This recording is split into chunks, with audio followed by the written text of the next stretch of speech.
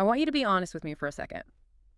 How often have you heard this specific voice in your head? You look at your bank account or, Or maybe a credit card bill that's a little higher than you expected. yeah, maybe a lot higher. And immediately that internal monologue just kicks in. It doesn't say, oh, I made a calculation error. It says, I am just bad with money. Or, I'm never going to get ahead, so why even try? It's a universal experience. It's almost like a reflex. Right. And we accept that voice as if it's reporting the news. We treat it like it's a hard fact about our DNA. Like we were missing the finance chromosome at birth. Exactly. We treat it like eye color. I have brown eyes and I'm bad with money. But looking at the stack of research we're doing a deep dive into today, the argument is that voice isn't reporting facts. It's telling a story. A story that is actively sabotaging your bank account. Yes, and that is the key. Today isn't about math. It's not about interest rates or, which ETF to buy. We are doing a deep dive into rewiring your money brain. We're looking at the psychology of the fixed versus the growth mindset, specifically applied to your wallet. And before you roll your eyes at that, because I know mindset can sound a bit woo-woo. Like a motivational poster in a break room. Right, exactly. Let's be really clear about what this is not. I assume we aren't just going to tell people to, think rich. Oh, absolutely not. This is not manifesting wealth. This is not standing in front of a mirror lying to yourself, saying, I am a millionaire when you have $5 and a maxed out Visa. Okay, good. This is about neuroscience and behavioral psychology.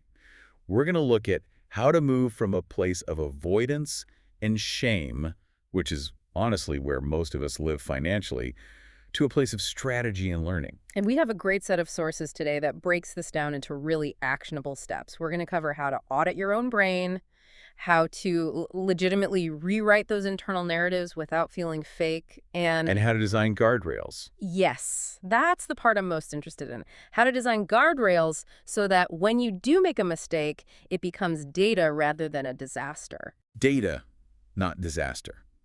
That is the mantra for this whole deep dive. If you take nothing else away today, take that.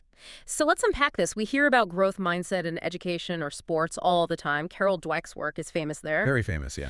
But how does it actually apply to a checking account? I mean, why does my brain care if I have a fixed or growth view of my money? To understand that, we first have to define the two camps, because they function very differently in a financial context. Okay. On one side, you have the fixed mindset. In money terms, this is the belief that financial management is a permanent trait. You're either born with the saving gene or you aren't. It's binary. So if I have a fixed mindset and I blow my budget on a weekend trip, I don't look at it as a simple calculation error. I tell myself I'm irresponsible. Yes, you internalize it as a character flaw. And here's where the neuroscience gets really interesting. Because your brain views this failure as a permanent defect in who you are, it perceives the budget or the bank statement as a literal threat. It triggers a pain response. Exactly. So the brain looks for an exit. It says, well, if I'm naturally bad at this, why bother trying to budget? It's just going to fail anyway. Hmm. This is the mechanism behind avoidance. Wow, that explains so much. That's why people stop opening their mail or looking at their banking app. It's not just laziness, it's a defense mechanism. It's self-preservation. Yeah. If I don't look, I don't have to feel the shame of being broken, which ironically makes the financial problem infinitely worse because the interest just keeps accruing. It accelerates the spiral. Now contrast that with the growth mindset. This view treats financial ability not as a trait, but as a skill set. Like learning a language or learning to drive. Right. No one hops in a car for the very first time and knows how to parallel park. Right. If you curb your tires the first time you parallel park, you don't get out of the car and say, I am biologically incapable of driving. You say, I turned the wheel too early. Yes. So if you have a growth mindset and you don't understand the stock market, you don't say, I'm not an investor. You say, I don't understand investing yet. That three-letter word, yet, is doing a lot of heavy lifting in the literature we read. Is it really that simple, though? Just adding the word yet? It changes the brain's chemical response to stress. It signals that this is a puzzle to be solved, not a stop sign. If you believe you are learning, you look for strategies. You ask questions. You persist when it gets hard. And if you believe you are bad at it, you just quit to save your ego. Roughly speaking, yes. It's not about the number in your bank account. It's about how your brain interprets the challenge. Okay, I buy the concept. It makes logical sense. But let's play devil's advocate here. I can't just snap my fingers and change a lifetime of thinking I'm a financial mess. The neural pathways are pretty deep. If I've spent 20 years telling myself I'm bad with money, how do I actually stop? You're right, you can't just wish it away. The sources we have outline a specific process for this, starting with something called the audit. And this requires what the authors call radical honesty. Radical honesty sounds intense. What does that exercise actually look like? It's simple, but it can be a bit uncomfortable. You set a timer for 10 to 15 minutes.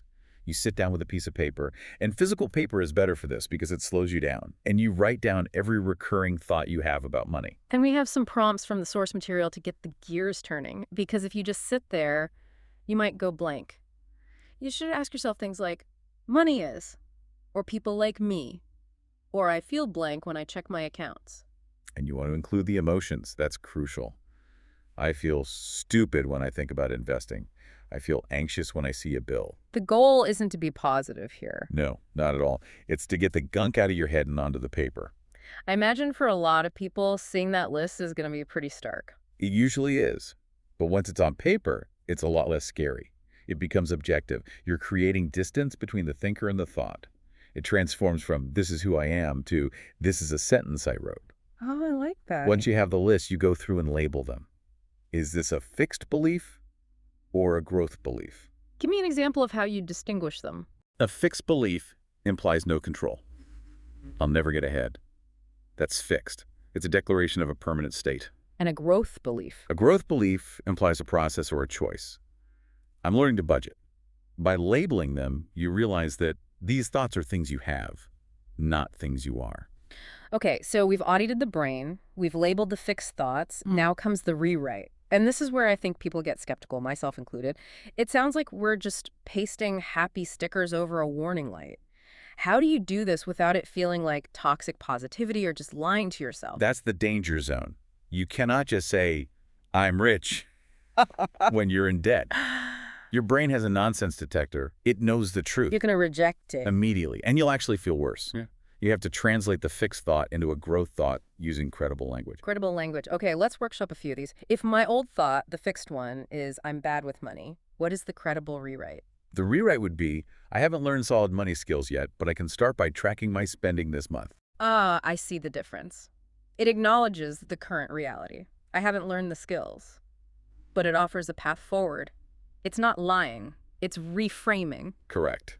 Let's try the classic, "I'll never get ahead." That feels heavy. How do you flip that without sounding naive? You flip it to, "I haven't gotten ahead yet, but if I improve my systems, I can create more margin over time." That makes sense. You aren't promising you'll be a millionaire tomorrow. You're promising that systems can improve your situation. That is believable to your brain. And one more, because I hear this one constantly from friends. I'm just not an investing person. That's for finance bros. That becomes, "Investing feels new and complicated to me right now, but I can read one beginner article." It takes the mountain and turns it into a set of stairs. It's lowering the barrier to entry. And that leads us directly to the next crucial step. You touched on the skepticism earlier. Affirmations alone don't work. You can stand in the mirror and say, "I am a financial wizard," all day long. But if your behavior doesn't change, your brain experiences what we call the credibility gap. The credibility gap. I like that term. It means if you say one thing and do another, your brain trusts the action, not the word. For a new belief to stick, you have to prove it to yourself. You have to pair every new belief with a tiny action. I love the emphasis on tiny. We aren't talking about overhauling your entire portfolio in an afternoon, are we? Definitely not. That triggers the fear response again. We want actions so small they're impossible to fail. This is about building evidence, not getting rich overnight. So what does that look like? For example, if your new belief is, "I can start where I am," the tiny action might be setting up an automatic transfer of just $10 to savings on payday. $10, that's a sandwich. But it's not about the amount, is it? No, it's about the identity shift. You are proving to yourself that you are the kind of person who saves, even if it's $5. You are casting a vote for that new identity. And if your belief is, I can manage money better, Then your tiny action isn't create a master budget for 2026. It's spend 10 minutes this Friday reviewing my transactions. so the action is the evidence that cements the identity. Without the action, the rewrite is just hot air. Precisely. And the sources suggest a tactical tip here. Put these growth statements in visible places. Your phone, Lock screen, a sticky note on your credit card. Oh, to remind yourself in the moment. Right. Read them before you do a stressful task, like paying bills. You're essentially priming your brain's autopilot to handle the stress differently. Okay, so we are rewriting our stories and backing them up with tiny actions. But let's be real, life happens. We make mistakes. We overdraft. We impulse buy something stupid at 2 a.m. What happens then? Because this is usually where the wagon wheels fall off. This is the true test of the mindset. In a fixed mindset, a mistake is an indictment of your character. I overdrafted, therefore I am a failure. It creates shame. And shame is a paralyzing emotion. It makes us want to hide. It shuts down the learning centers of the brain entirely. But in a growth mindset, you separate the event from the identity. This is a huge shift. Can you walk us through that separation? Because that feels like a hard thing to do in the heat of the moment when you're staring at a negative balance. Sure. Let's say the event is, I ran up my credit card during a stressful week. That is just a fact. It's data. It's what happened. Okay, so what's the lesson? The lesson might be, I need a better buffer for stressful times. And the identity, and this is the most important part, is I am someone who is learning from this to build safeguards. So you're not the mistake. You're the person learning from the mistake. Yes. Think of yourself as a scientist in a lab. If an experiment explodes, the scientist doesn't say, I am a bad person. They say, okay, the mixture was too volatile. I need to adjust the variables. You don't fire the scientist, you adjust the experiment. I love that metaphor. And to make that practical, we have a tool called the 3-question debrief. You should use this after any financial setback. Question 1 is, what happened? This sounds easy, but you have to stick to the facts. Dates, numbers, triggers, no emotional adjectives. So not I stupidly blew my money like an idiot, but rather I spent $200 on dinner. Correct. Strip out the judgment. Question 2 is, what did I learn? This is about gathering new information regarding your habits or your systems. Maybe you learn that you spend more when you're hungry or when you're with a specific group of friends. And question 3. What will I do differently? And this needs to be one concrete change, not I'll be better. That's not a change. That's a wish. Let's apply this. There was a great case study in the notes about an overdraft. Someone overdrafted because a bill hit early. Walk us through how they used the debrief. Okay, what happened? Overdrafted because a bill cleared before payday.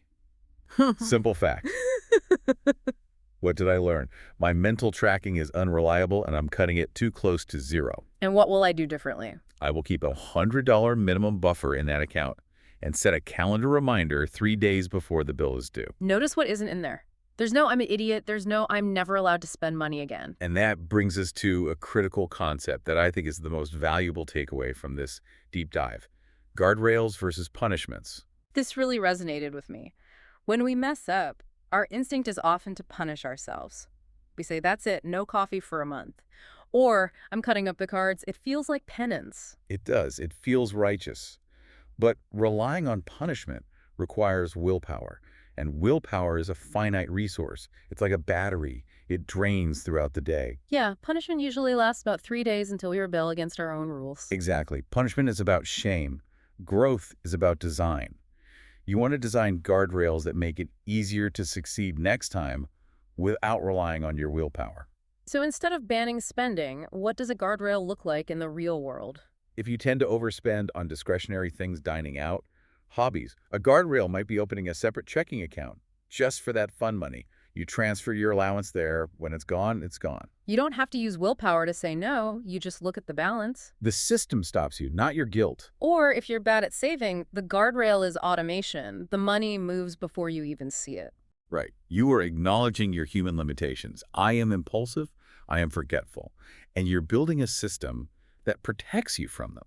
That is smart, not shameful. It's accepting that you are human, not a robot. I really like the idea mentioned in the source about keeping a living document, a money lessons note on your phone. Yes, this is a brilliant tactic. Every time something goes wrong, you miss a payment, you buy something you regret, you log it. Date, event, lesson, new rule. Over time, instead of looking back at a history of failures, you have a library of wisdom. You can see, oh, look, I used to struggle with that, but I built a system and haven't had that problem in a year. It turns your financial life into a laboratory. You're just constantly tweaking the experiment. That's the perfect analogy. It connects back to the bigger picture. A money growth mindset is a combination of two things: self-talk, which builds your identity, and systems, which build your environment. You need both. If you have the systems, but you still tell yourself you're a failure, you'll eventually sabotage the systems. And if you have the positive self-talk but no systems, you'll feel good while you go broke. And it's important to remember that even the most financially successful people make mistakes. They miss payments. They make bad investments. The difference isn't that they are perfect. The difference is that they view those mistakes as just one chapter in a very long book. They don't burn the book just because of a typo. No, they don't burn the book. They just edit the next page. So, what does this all mean for you listening right now? It means that feeling of being bad with money isn't a life sentence. It's a story you've been telling yourself probably for a long time. But you have the pen now. And you can start small. Yeah. You don't need to conquer Wall Street today.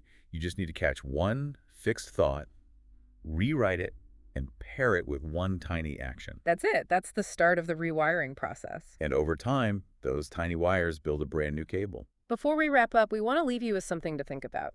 We've talked a lot about turning mistakes into data. Right. So here is the question. If you viewed your past financial mistakes purely as neutral data points information designed to help you build a better system, what is the very first guardrail you would install today? Not a punishment. A guardrail. Think about that. Thanks for jumping into this deep dive with us today. See you next time.